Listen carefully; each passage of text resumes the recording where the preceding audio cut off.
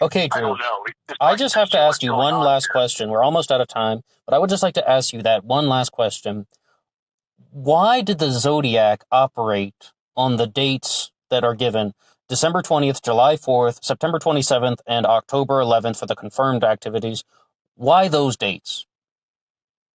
This is just my opinion. Yeah. I believe he was married. Tom was married at the time. He had two young children. I think he was confined to somewhat working on the weekends and a holiday. Obviously, Blue Rock Springs was July 4th going into July 5th. That was a holiday, but the rest fall on Friday, Saturday. And I remember one of the Zodiac letters said, "I'm cruising around over the weekend." He seemed to definitely be constrained kind of by the weekends. Now, Don Shane was an avid big game hunter. I'm the one that found that out about him, and I know it wouldn't have been hard for him because he fought with his wife quite a bit. He called it friction. I'm having friction with my wife, and he would go hunting. But I think he was somewhat held to a regular job and a family where he had to operate on the weekends. Now, remember, Don was only living in the Bay Area for the first canonical crime, which was Lake Herman Road, and he moved back to Pomona, where his wife was from, which is close, outside of Los Angeles, actually right next to Riverside. But he did not live in the Bay Area for those next three crimes. So that's something you could point against Don. Well, God, yes, So he would have 8 had hours to to have commit those traveled crimes. to commit the crimes. He would have Yeah, had he to would have have to traveled. have traveled.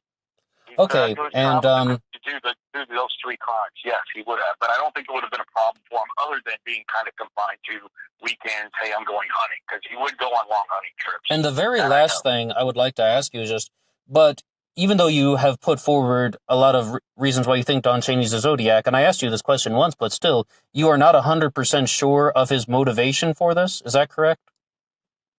No, I'm not. I'm not. I mean, I could just see some things in his history, like I said, the job hopping. I can also add just one small thing to that.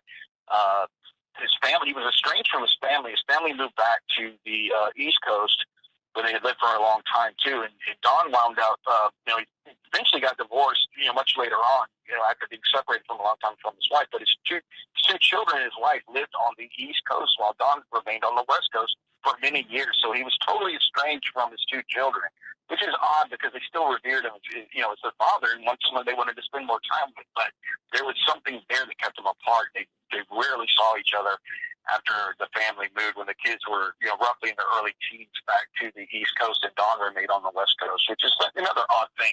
But, I don't know about his relationship with his mother. I don't know what could have prompted him to do it, other than, he's just a strange guy. He might have had some kind of hang up. I don't know. Maybe I think he thought he was really intelligent, and maybe his life just wasn't going the way he wanted it to. I mean, outside of that, I really do not know.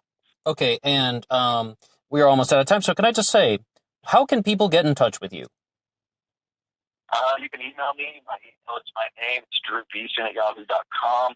I have a website. It's called drewbeesonbooks.com. I have a new one coming out. It's not Zodiac. It's about D.B. Cooper, which is really fascinating. Yes, I wanted to ask you, how many books do you have for sale on drewbeesonbooks.com? When this next one gets released in a few days, it'll be 4 total. I mean, 2 are short stories, but the last 2 are full-size books. Which one's your favorite? On the 30th. I don't know. I mean, probably the last 2. They're full-size. Those have always been 2 cases I love, with the Zodiac and the legend of D.B. Cooper, who jumped out of a plane in 1971 with $200,000. So I've always been fascinated by these 2. When I was on your website and I saw your D.B. Cooper poster, or the cover of the book, rather, you say that there could potentially be a CIA connection to D.B. Cooper? Absolutely. Absolutely. And the guy I talk about being D.B. Cooper is an ex-Vietnam commando named Ted B. Brady.